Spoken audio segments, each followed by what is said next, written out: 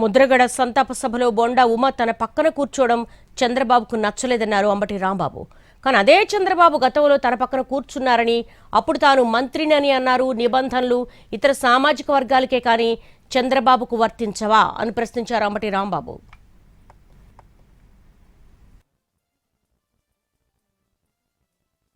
ఏదో ముద్రగడ పద్మనాభం గారి సంతాప సభలో పక్కపక్కన కూర్చున్నాం.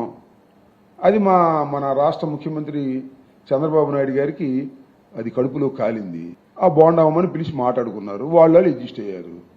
అందువల్ల చంద్రబాబు నాయుడు గారు మాత్రం ఎవరితో అయినా కలవచ్చు, ఎవరి పక్కనైనా కూర్చోవచ్చు, కానీ